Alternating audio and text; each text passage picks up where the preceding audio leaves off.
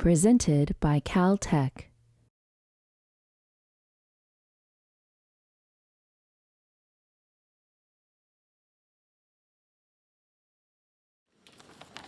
Good evening.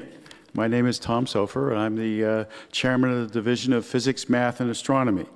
I always think of this as the best part of my job, getting to introduce the speakers who are going to talk about their exciting research that they do within PMA. And I'll tell you a little secret. The reason it's the best part of my job is I get to enjoy hearing about what the faculty are doing.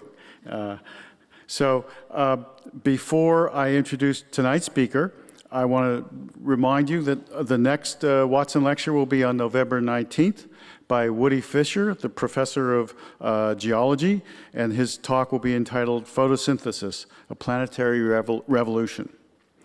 Tonight, it's my pleasure to introduce our speaker, David Shea, who is an assistant professor of physics. David works in experimental condensed matter physics. He received his bachelor's degree from Stanford in 2003 and his PhD from Princeton in 2009. After a postdoctoral appointment at MIT, he joined the Caltech faculty in the fall of 2012. David explores phenomena in the strange quantum world. He studies materials that exhibit unusual properties as a result of subtle collective properties of quantum fluctuations. David created tremendous excitement in the world of condensed matter physics when, as a graduate student, he discovered the first topological insulator. This is a material that in bulk is an insulator, but on its surface is a conductor. Aside from its fundamental significance for physics, this work holds the promise of revolutionary technological advances. David has built an exciting research program here at Caltech to explore and understand these exotic quantum states of matter. In addition to his superb research, David is an outstanding teacher. After his first quarter teaching the junior level quantum mechanics course here, I received a note from one of the students in his class explaining what a wonderful teacher he was and pleading with me to ensure that he continued teaching the course. I won't tell you what the outcome of that was. David is also committed to bringing the excitement of science to local schools. He and his group teach an interactive class at Pasadena High School on leading trends in science, emphasizing how the concepts that students are taught in the classroom are applicable to solving current important problems in science. Tonight, David will describe his research in his talk entitled Quantum States of Matter in Crystals. He will take questions informally after his talk. So after his talk, those of you who have questions, please just come down to the front and talk to him. Okay, with that, let me introduce David Shea.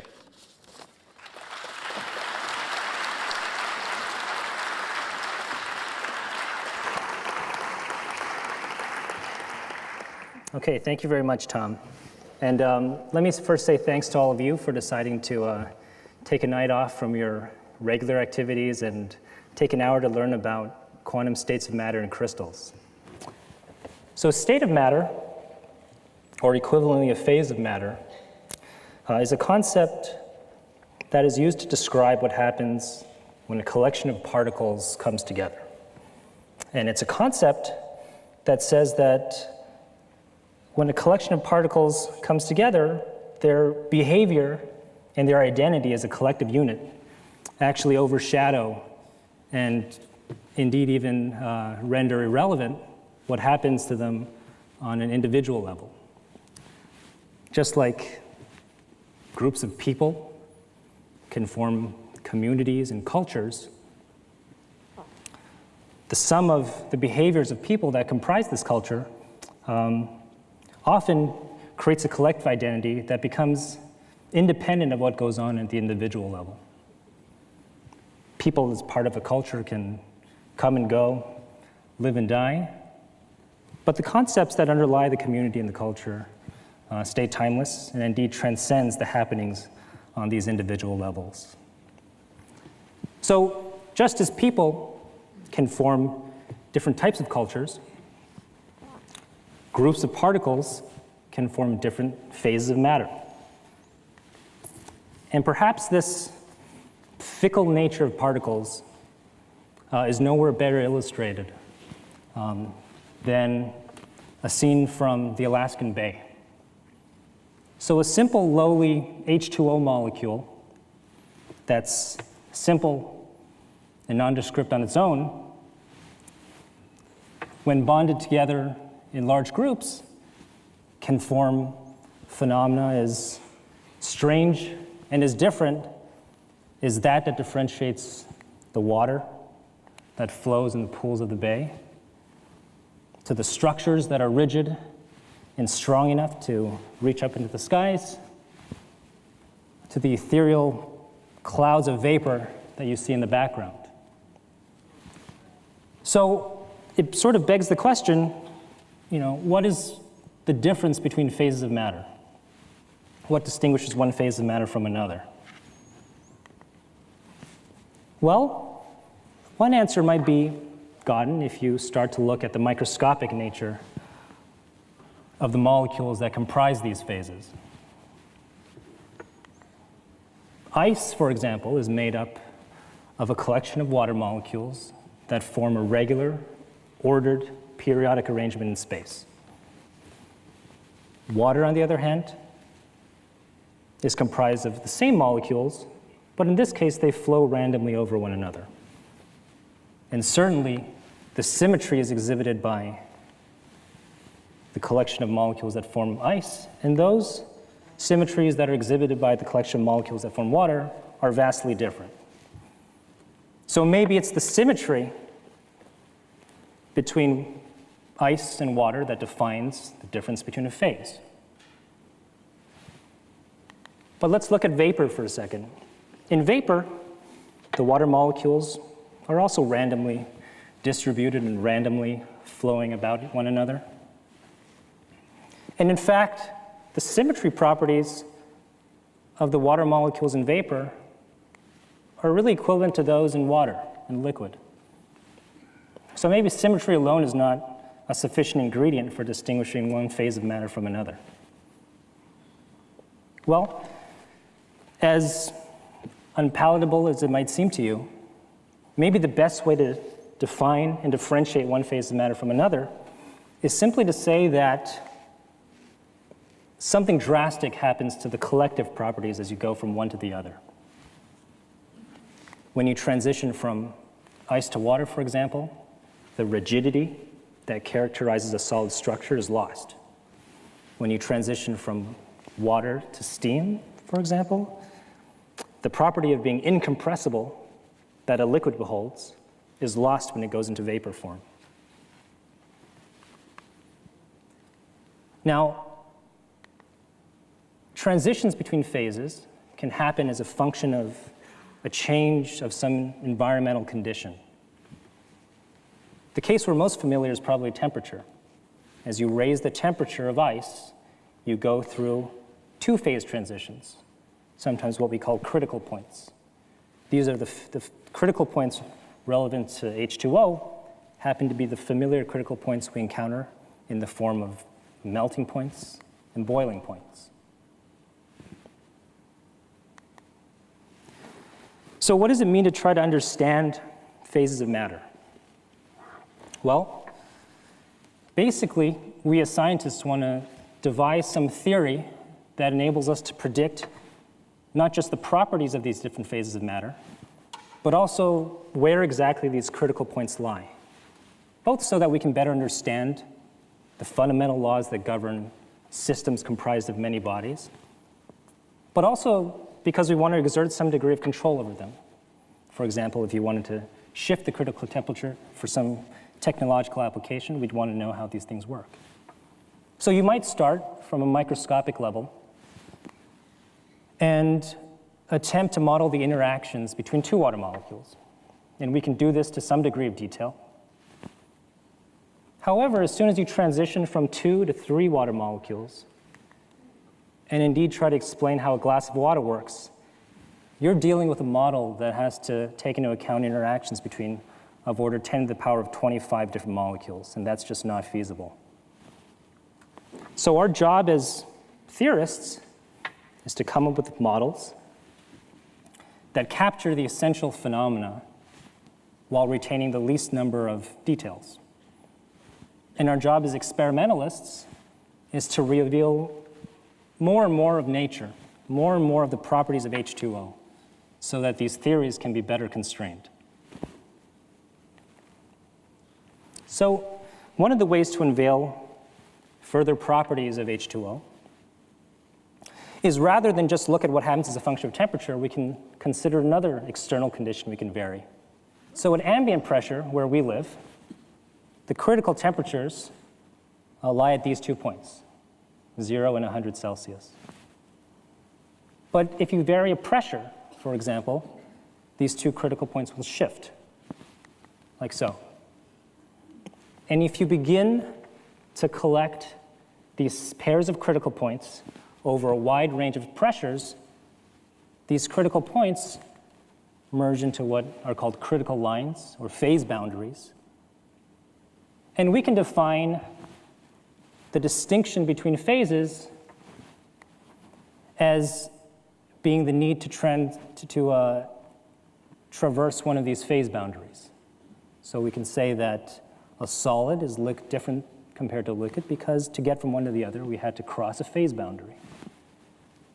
Now, of course, staring at this phase diagram, it sort of begs the question whether vapor and liquid are different after all.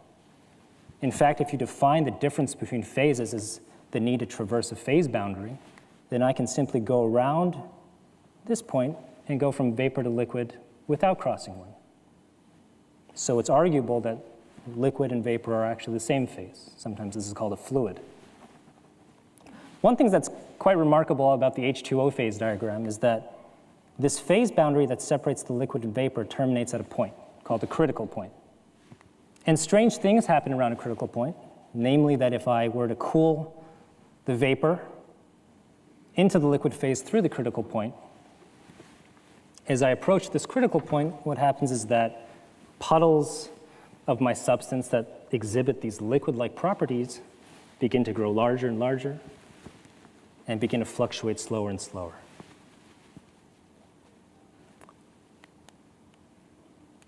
Now, we might think that the solid phase is all one single homogeneous phase. However, if we consider properties in addition to things like rigidity, in fact, if we look at solids with X-rays, or we take dielectric measurements, for instance, what you find is that the solid is actually broken up into very many pieces of different phases. And in fact, ice is not as simple as you might first think. In fact, there are many phases of ice. We happen to have firsthand experience with what's called ice 1H, because that's the pressure and temperature range human beings are accustomed to being exposed to. But if you cool ice 1H down a little bit further, it turns out you go into this ice 1C phase. The difference lies in their molecular ordering structure. Here's a schematic of what ice 1H looks like at a microscopic level. The water molecules arrange themselves in this hexagonal pattern, which gives rise to the six-fold symmetry of the common snowflake. Ice 1C, which is realized at a slightly lower temperature, crystallizes in a cubic structure. So if one day the Earth's temperature dips below our current comfort level, we might see square or cubic snowflakes raining down from the skies. So phases of matter, you've seen already, can emerge from interactions between collections of identical particles. But rather than talk about molecules, my wish tonight is to have you consider the possibility that phases can also arise by putting electrons together. So let's sort of decompose the structure of a molecule first. The H2O molecule is made of oxygen and hydrogen atoms. And each atom is composed of a positively charged nucleus around which negatively charged electrons orbit. The electron has both a negative charge, however, it's got another property called spin, And you can think of spin as an intrinsic magnetic moment with a north and south pole that's attached to every electron. And this spin can either be oriented up, with north pole up and south pole down, for example, or it can be oriented down. There are two possibilities that the electron spin state can be in. And that'll become important as this talk progresses. So let's consider ripping electrons off molecules and putting them in a box and asking what happens to their collective behavior. Do they form interesting phases on their own? And right away, you can probably say, hey, if I take electrons and put them in a box, they all have negative charge, so they're all going to repel one another. So they're just going to fly to the edges of the box, and nothing special is going to happen. And that's absolutely right. However, if I can convince you that of this somewhat artificial situation where I've embedded a collection of electrons in a homogeneously positively charged medium, such that the positive charge exactly balances out the negative charge, rendering the entire system neutral, then the situation is not so clear. In fact, it's known that at high densities, where you have a lot of electrons per unit area, the electrons can actually form a liquid phase, much like water molecules form a liquid water phase.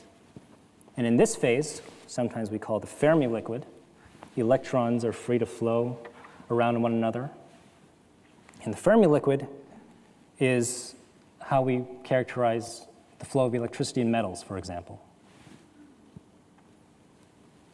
Now, if you consider, rather than changing temperature, decreasing the density of electrons in this medium, what was predicted by Eugene Wigner in the early 30s is that there's also a critical point. There's a phase transition that occurs. Oops. And this phase transition takes my electron liquid and crystallizes the electrons. So the electrons, in fact, form this triangular lattice. Sometimes we call this the electron solid or the Wigner crystal. And so this is sort of the first indication that electrons, like water molecules, can also undergo these phase transitions. So while this might seem like a somewhat artificial construct, embedding electrons in some gelatinous positive medium, it's actually been realized in the lab. Here's one of the ways it's been recently realized. What this group of experimentalists in France did is that they sprayed a sheet of liquid helium on top of some array of electrodes. And then they sprinkled electrons on top of that film of helium, like so. And they microfabricated a device that consists of a trap where these electrons can enter and exit from, as well as a reservoir that contains a large number of electrons. Okay. And by tuning the voltage between these electrodes, they can force the electrons to enter or exit this trap. Okay. And what this group can do is they can count the number of electrons that are in this trap, and at the same time monitor the energy cost of putting in an extra electron or taking away an electron. At the same time, you can theoretically model what happens to the energy needed to remove or put in an electron based on what the electron configuration is inside the trap. And from these kinds of measurements, they inferred that indeed at these low densities, the energy required to put in or take out an electron is consistent with the electrons in the trap forming a crystalline state.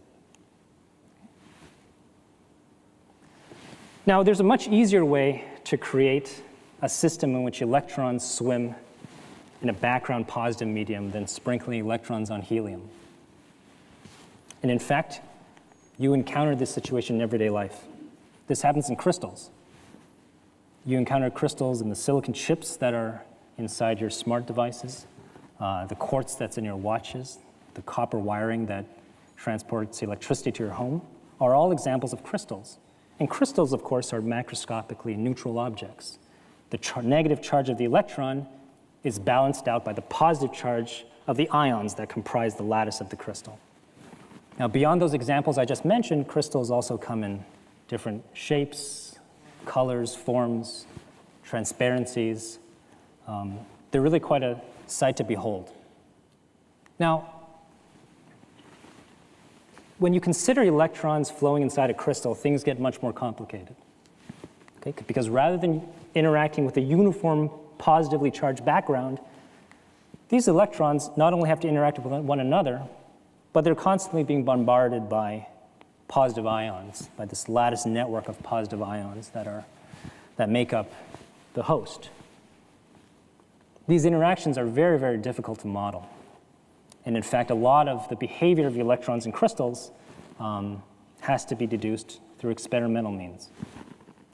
So the particular family of crystals I want to talk about today are a family of crystals belonging to the copper oxide family, or cuprates for short. Here are some examples of members of this cuprate family of crystals. Now, even though ostensibly they might look quite different, they all share one thing in common, which is that they're composed of these two-dimensional planes of square lattices formed by alternating copper and oxygen atoms. This I'll refer to as the copper-oxygen plane.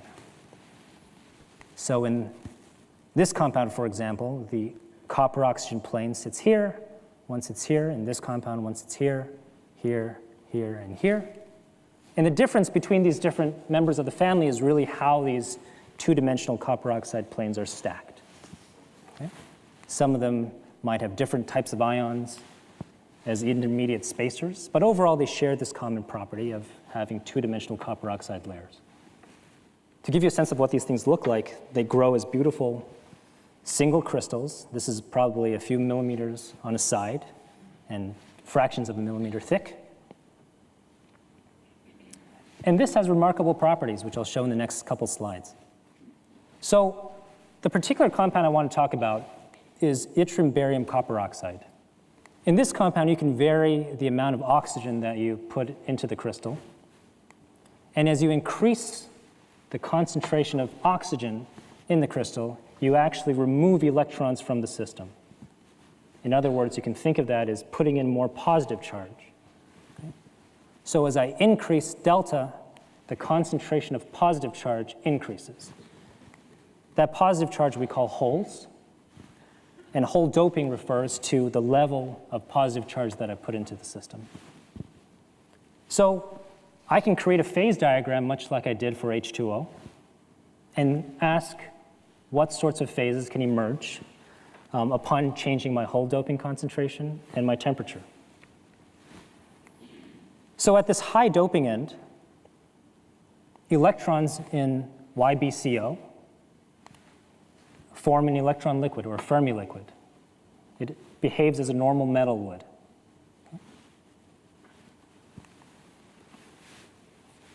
Physically, what's going on is that electrons that live in these copper-oxygen planes are free to flow about one another, much like water molecules do in a liquid. However, if you go to the low doping regime,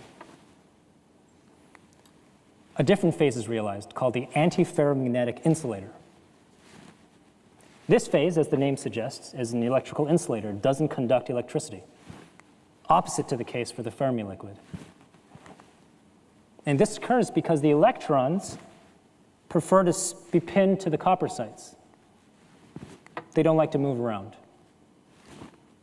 And in fact, if you start interrogating this compound with other probes like neutron or X-rays, you can actually discover that the spins that are associated with each electron form their own ordered pattern. And in fact, the directions alternate from being up and down as you go from one ion to the next. And this is a phenomenon called antiferromagnetism, or AFM for short. So what else happens in this phase diagram?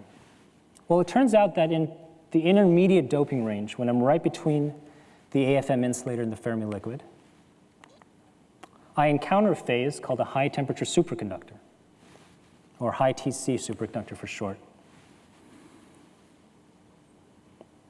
The properties of this superconductor are remarkable. First of all, if you measured the electrical resistance of this compound, you would find that below some critical temperature, which I call Tc, the electrical resistivity or the electrical resistance drops to 0. Exactly 0, not close to 0, but exactly 0. So it conducts the electricity absolutely efficiently. ybco, I've picked in particular because it's the first member of this high Tc cuprate family where the transition temperature has exceeded the temperature of liquid nitrogen. In addition to these remarkable transport properties, there's another property that's worth mentioning about this phenomenon of superconductivity. These measurements are performed by a technique known as nuclear magnetic resonance, or NMR for short. And basically what this technique measures is how much the spin of an electron responds to an applied magnetic field. And so typically, if you apply a magnetic field onto a spin, the spin wants to align with it to lower its energy. So it responds to a magnetic field. But something very peculiar happens for the case of the superconductor. You can see that the response to the magnetic field, which is called the spin susceptibility, or chi, actually plummets to 0 below the superconducting critical temperature.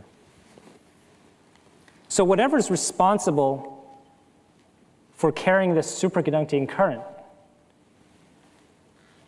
whatever carrier is doing that is also insensitive to magnetic fields. It's almost as if the spin of that carrier disappeared. So these are very peculiar pieces of experimental data.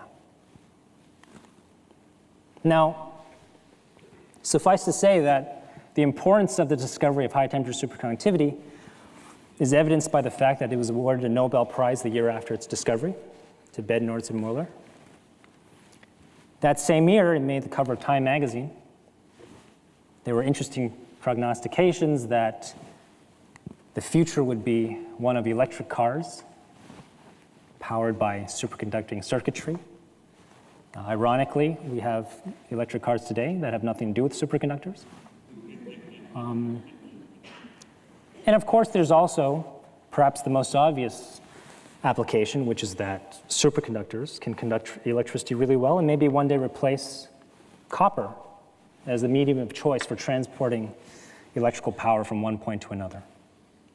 And in fact, there's been a great deal of improvement in the synthesis of single crystals of ybco to the point where now strands of this sort of dimension have comparable capabilities to bundles of copper wire this large. Okay. So what's really going on to induce this phenomenon of superconductivity? Well, let's sort of look at the copper-oxygen plane a little bit more closely. Like the Fermi liquid, the electrons in a superconductor are free to roam about the lattice. Okay, so let's focus on those for a second. But we also have a constraint that's been imposed by these NMR measurements, which is that the spin of whatever's carrying the supercurrent seems to vanish. And one way that can happen is if these electrons pair with spins in opposite direction. And so as a collective pair, the sum total of spins goes to 0. Okay.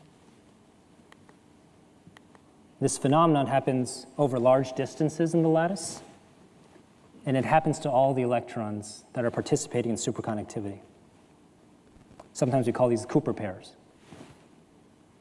Now, there's something very special about the way the spins are arranged in Cooper pairs relative to what your intuition might tell you.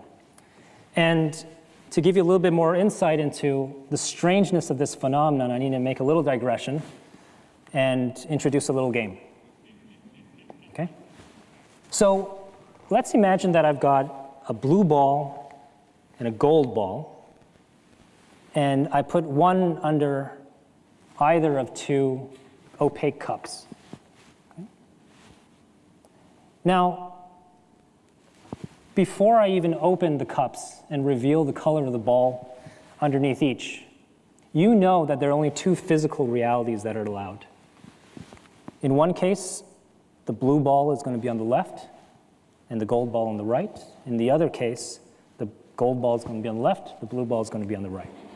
And I'm going to designate these possible realities by the symbol psi. Okay. Of course, when I've revealed the color of the balls under the cups to you, immediately you can say that the reality had to have been this one. In other words, before I've shown you what color ball is contained in each cup, it was already in this reality. It's just that I didn't know it. This is something we call classical entanglement. By virtue of knowing the blue ball, I know that this cup has to contain the gold ball. And so in a way, they're entangled. And this is a very intuitive exercise. More non-intuitive is what happens when instead of a ball, you think about objects that are much smaller, where quantum mechanical effects become important. So rather than my two realities being blue on the left or blue on the right, what quantum mechanics tells us is that before we've opened these cups to reveal the color of the balls that they contain, the physical reality of the system is one in which the blue ball being on the left and the blue ball being on the right are both possible and are both in existence simultaneously. Sometimes we call this a superposition of the two states. Once we open one cup to reveal a blue ball inside, that immediately forces the other cup to contain a gold ball. And by virtue of that, we've forced the system into this reality. Sometimes more technically we call that the collapse of a wave function. But the important thing to take away from this is that before I had knowledge of which ball is in which cup, the system is simultaneously in both. And this is something that we call quantum entanglement. And so if I go back to this antiferromagnetic insulator, this is an example of something that's classically entangled. The reality, or my wave function, is described by saying that the spin on this ion points up, this one points down, and up, and so forth and so forth. In the Cooper pair that exists in the superconductor, on the other hand, the two spins are quantum entangled. In other words, the reality is that they're simultaneously in a state where the left electron is up and the right electron is up. This is a very, very strange phenomenon, but it dates back to a theory by Bardeen, Cooper, and Schrieffer, who were awarded the Nobel Prize for explaining this phenomenon. In recent years, and especially at Caltech, the phenomenon of quantum entanglement has featured strongly in proposals for building next-generation quantum computers. Cooper pairs may be a good source of generating these entangled pairs. And in fact, there have been some recent experiments that have attempted to build components of a quantum computer by taking Cooper pairs as my source of entangled particles and attempting to split them over large distances while maintaining the entanglement property.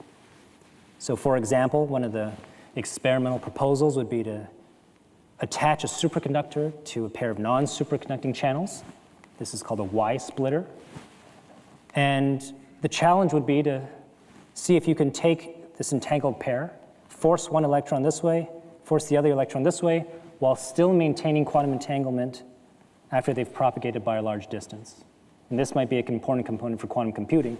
And in fact, such a device has been realized based on semiconductor nanowires, more recently based on carbon nanotubes, where it's been projected that entanglement can actually be preserved even after these Cooper pairs have propagated over distances of microns. Okay. So that's the superconductor.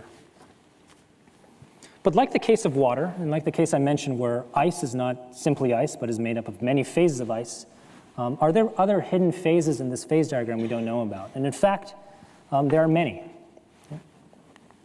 So sort of sandwiched between the Fermi liquid and the antiferromagnetic insulator is a phase that, want for a better term, physicists would call the strange metal. And it's a strange metal precisely for that reason. It exhibits properties that are hardly understandable by current laws that have been developed. However, one thing that's very interesting about this strange metal is that it's been proposed to be a highly entangled state. Okay?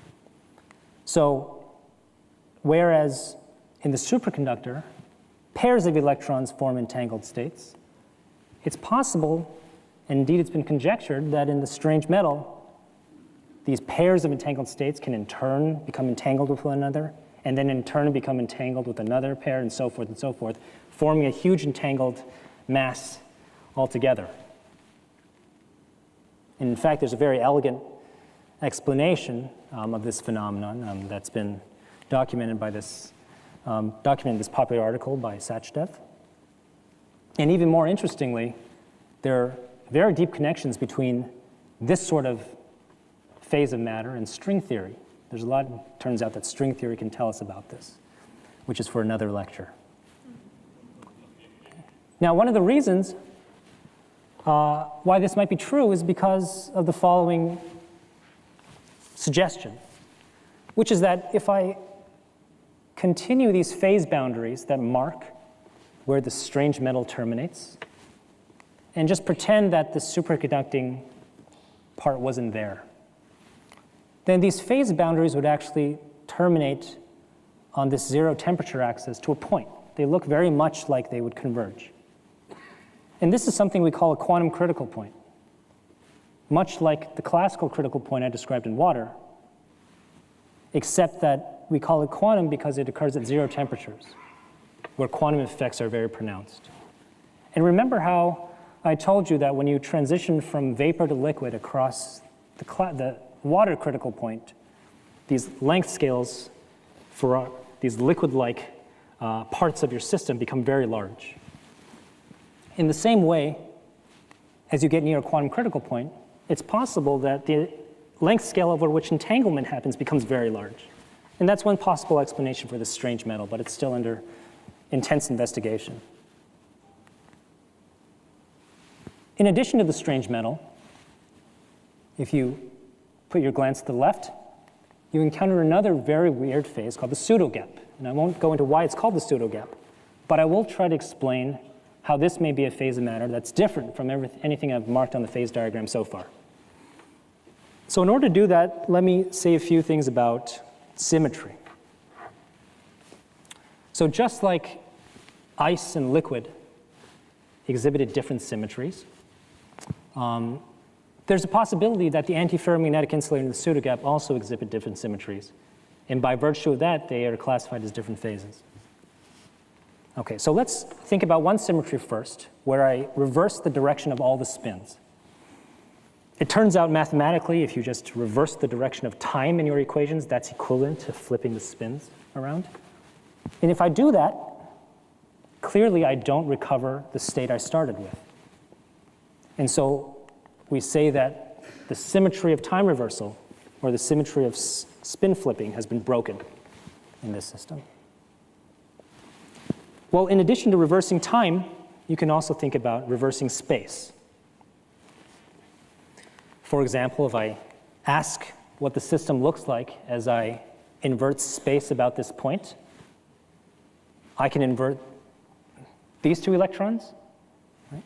Or I can invert these two electrons, and I do the same procedure for all the electrons in my system, and you can convince yourself that the system looks the same under the inversion of space.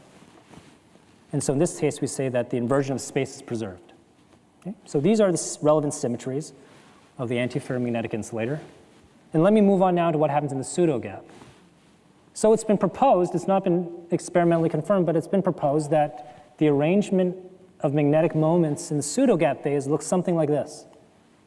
Now instead of my spins pointing in the plane of the screen, they're either pointing out of the screen towards you, which is denoted by this dot, or they're pointing into the screen away from you, as denoted by this crosshair. So take a second to convince yourself that time reversal symmetry is still broken in this system. If I reverse the direction of all my spins, it doesn't look like the original state. However, unlike the case on the left, if I invert space, it also looks different, right? Because I'd interchange this one, and that wouldn't take me back to the original state. So this is an example where space inversion symmetry has been broken. And so the difference between these phases might be this breaking of spatial inversion symmetry. Now, this model of the cuprates, at least, hasn't been absolutely experimentally pinned down. But one thing we've been trying to do in our lab is find evidence for this phase in similar materials. So recently what we've done, for example, is instead of use a lattice of copper and oxygen, we take out all the copper ions and put in iridium instead. And what we find is strong evidence that this phase can exist in these planes of iridium and oxygen. And not only do these phases exist, we've recently done microscopy measurements that have shown that as you cool a system below some critical temperature, so this is an image of this crystal of iridium oxide. As you cool the system below some critical temperature, this space inversion symmetry broken phase exists, and it actually forms patches. Right? It forms these domains, and we're still trying to understand why exactly that happens. But suffice to say that that certainly complicates experiments if these phases don't even occur in a homogeneous fashion over the surface of a crystal. Okay, so that's the pseudo gap. Now, as our technology with regards to probing these phases has advanced, and people have started to look harder and harder into this phase diagram, they've not only discovered this myriad of phases I've already mentioned, but it turns out other phases also pop up. Charge density waves, spin glasses, electron pneumatics. And it's become very hard, and indeed one of the big challenges of the 21st century, to figure out which of these phases is important to superconductivity, which are not. Are there more phases that we haven't discovered? How are they related to the phases that we know? And do they have anything at all to do with this phenomenon of high temperature superconductivity? Until we answer that question, we don't really know the full potential of these copper oxide families. And we won't really know what really underlies the mechanism behind high temperature superconductivity. And in turn, we really won't know how to modify the material to make TC higher. Now, so far I've only considered two parameters that I can tune, one being temperature and one being doping. But of course, there are other environmental conditions that I can vary. And one of the knobs that we're very interested in exploring in our lab is the effect of light. What happens if I shine light on a material? What does that do to the phase diagram? How does the phase diagram evolve under increasingly intense light impinging on the crystal? So I can draw another axis that I denote by light stimulation, and I can ask, how do these phase boundaries move? Can I use light to go from one phase to another directly without having to cross an intermediate phase? Or indeed, more pressingly, can light actually create new phases of matter altogether that aren't realizable at equilibrium? It turns out to do these kinds of experiments, you need to have very strong sources of light. The power that's coming out of my laser pointer just won't suffice. So a laser pointer very typically puts out, let's say, 5 milliwatts of power. And it does so continuously over time. So long as I keep my finger on the on button, it puts out a constant stream of power. One way I can get high power is, instead of spreading out my power over all time evenly, I can concentrate that power in short spurts in time. And indeed, if I make these intervals of time over which a laser is on shorter and shorter, you can see that all the power can be concentrated in these very short-lived spikes. In fact, commercially now even, you can buy lasers that produce this train of spikes with the duration of the spike lasting tens of femtoseconds or even shorter. A femtosecond is 10 to the minus 15 seconds. And when you've squeezed all that power into such a short time, the effective power that you reap out of a pulse can reach of the order of 10 gigawatts, orders of magnitude beyond what you can reach with a laser pointer. So this is the type of equipment that we use in our lab to generate these high, intense pulses of light. This is what the laser, in fact, in our lab looks like. And the type of experiments we can do are run in what's called a pump-probe manner, or pump-probe geometry. The way these work is as follows. You take a crystal that's exhibiting a known phase of matter, and then you shine a very brief pulse of light on it, we call the pump pulse, and this pump pulse serves to alter that phase of matter from one to another. And then after that pump pulse has done its job, we send a second pulse, which we call the probe, to interrogate the phase that's been induced by the pump. Okay? And so by measuring this probe pulse as a function of delay time between when my pump and probe arrives at the sample, I can build up a time trace of how the sample's behaving as a function of time after my initial pump pulse hit the sample. So maybe to make this experiment a little clearer, you can bring your minds to stroboscopic imaging. In a similar way in which we can capture continuous motion by stacking together freeze frames, you can do the same thing with ultra-short pulses and electrons. So this is an example of data we've taken in our lab showing the intensity of this probe pulse as a function of time after an initial pump pulse has done something to the sample. In this case, nothing too exciting is happening.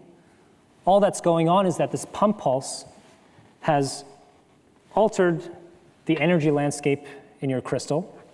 It's excited a vibrational mode of your ions, and that vibrational mode is in turn affecting the behavior of electrons. And you're seeing the effect of that vibrational mode on the electrons as these ripples as a function of time. So essentially what we do in the lab is we make stroboscopic images of electrons, except we do so at a very, very short time scale, on the order of 10 to the minus 13 to 10 to the minus 15 seconds. But beyond looking at vibrational modes of lattices, it's been possible in recent years to do even more crazy types of alchemy. For example, it's been demonstrated in vanadium dioxide that you can prepare this system at room temperature as an insulator, something that doesn't conduct electricity.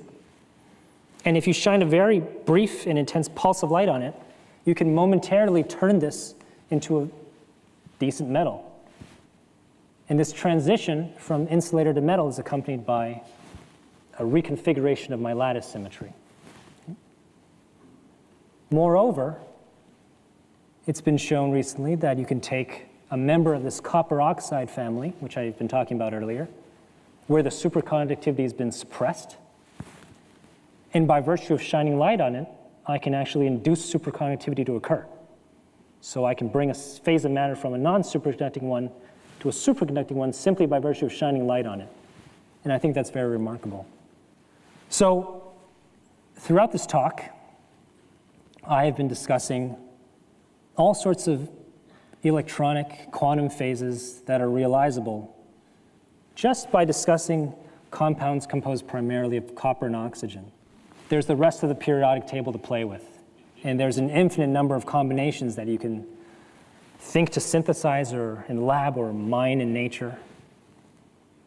And the types of phases that these different compounds might host may be beyond our imaginations, and many may be beyond the current abilities of experimental techniques. So a lot lies at the horizon of this field, and one of the grand goals is to see ever deeper and deeper what kind of phases can arise and what they might be good for, both in terms of telling us about the fundamental laws of many particle systems and also in terms of what they can do to advance technological applications. So let me bring you back to slide 1. Hopefully, if nothing else, this talk has given you a glimpse into what happens when many things get together and conspire to form different phases of matter, and the complexity that can arise through the power of the collection. Perhaps this will prompt you to look at glaciers in Alaska with a different point of view next time you visit. It's not just me at Caltech that's doing this kind of physics. In fact, there's a huge thrust at Caltech looking at different aspects of quantum phases of matter, or electronic phases of matter, even classical phases of matter. It's become so popular, in fact, that we've recently